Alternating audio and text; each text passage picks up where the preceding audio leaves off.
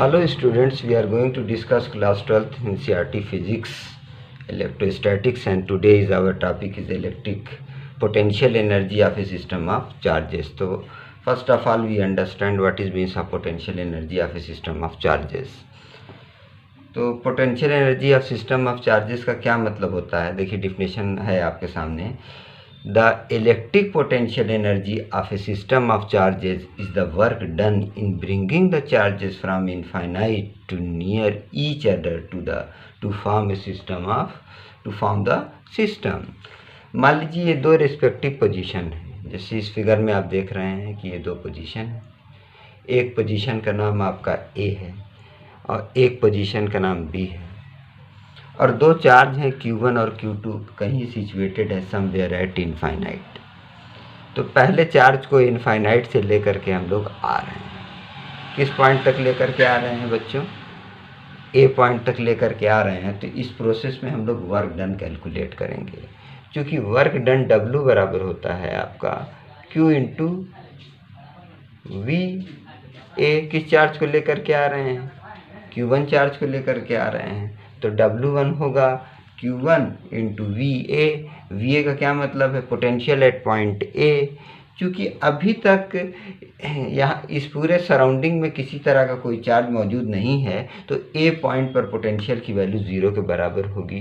तो Q1 into 0 that means W1 is equal to 0. मतलब पहले चार्ज को लाने में किसी तरह का कोई वर्क डन करना नहीं पड़ेगा. अब पहला चार्ज आ गया, आ करके किस पॉइंट के ऊपर बैठ गया?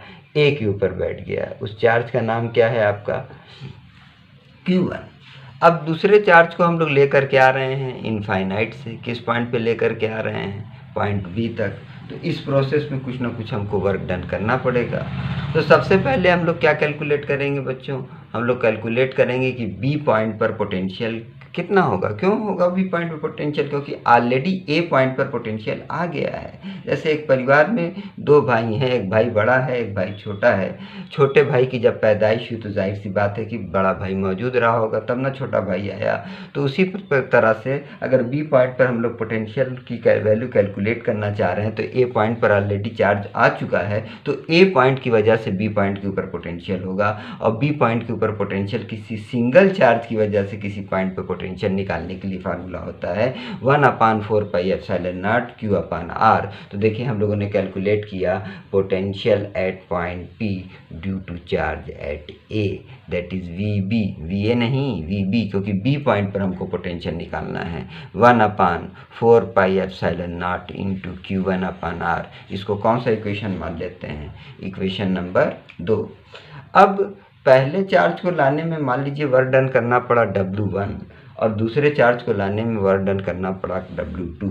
तो आइए बच्चों हम लोग ये टोटल ये कैलकुलेट करेंगे कि दोनों चार्ज को लाने में टोटल कितना वर्क डन हमको कैलकुलेट करना पड़ा.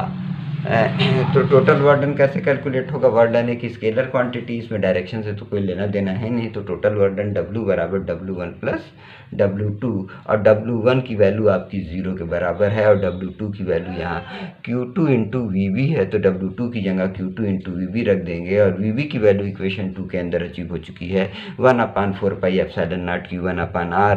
VB की वैल्यू उठा करके रख देंगे तो W की वैल्यू आ जाएगी 1/4 pi epsilon not Q1 Q2/R. और according to definition of potential energy of a system of charges, इस चार्जेस को असेंबल करने में, जमा करने में जो वर्क डन करना पड़ता है वो ही वर्क डन पोटेंशियल एनर्जी के बराबर होता है. तो ये वर्क डन WU के बराबर होगा, और चूँकि W की वैल्यू कितने के बराबर है?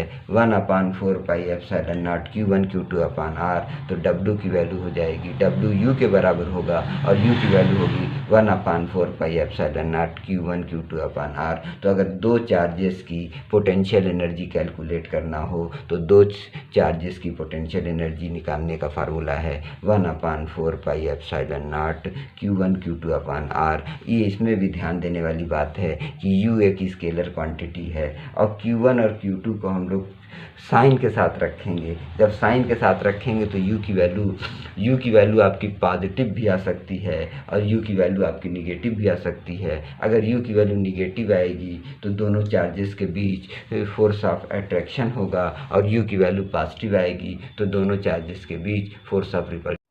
Now students, we are going to discuss the potential energy of a system of 3-point charges. So in a figure there are 3 charges Q1, Q2, Q3. These 3 charges are situated at infinite.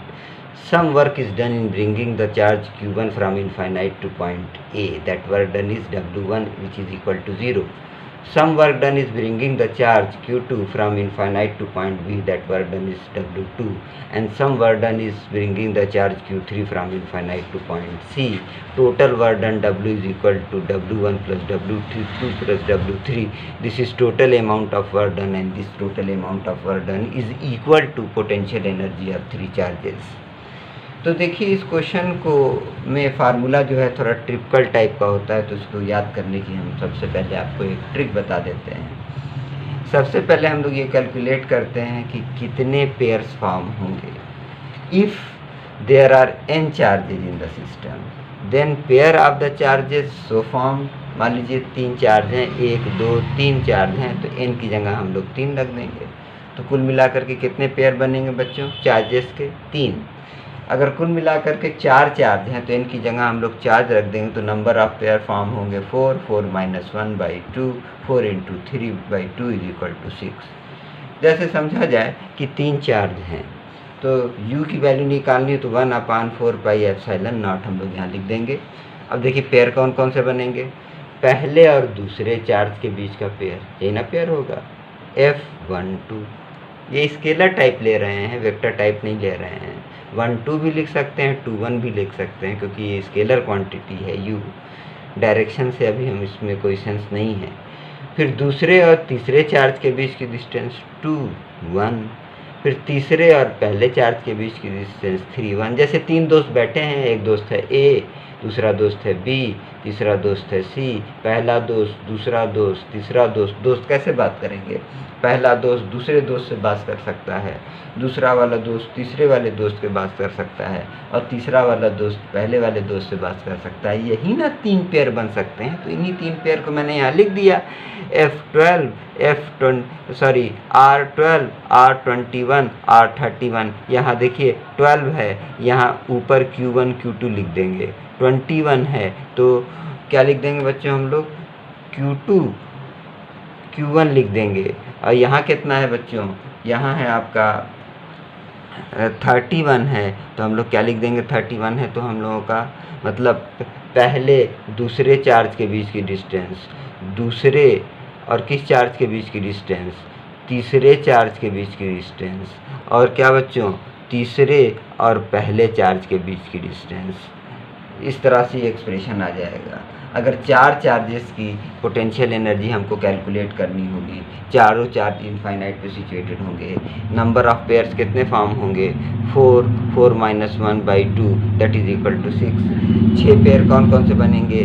पहले दूसरे charge का pair, दूसरे तीसरे charge का pair, तीसरे चौथे charge का pair, चौथे पहले चार्ज का पेयर, डायगोनल वाला एक पेयर, पहले तीसरे चार्ज का पेयर, दूसरे चौथे चार्ज का पेयर। क्योंकि यहाँ 1 2 है इसलिए Q1 Q2, 2 3 है, Q2 Q3, 3 4 है, Q3 Q4, 4 1 है, Q4 Q1, R1 3 है, Q1 Q3, R2 4 है, Q2 Q4। इस तरह से फार्मूला बना सकते हैं। मैक्सिमम 4 चार्जेस की पोटेंशियल एनर्जी निकालने के लिए न्यूमेरिकल क्वेश्चन पूछे जाता है, लेकिन अमूमन ज़्यादातर 3 चार्जेस की पोटेंशियल एनर्जी कैलकुलेट करने का फार्मूला एग्ज़ाम में भी पूछा जाता है और इसके ऊपर न्यूमेरिकल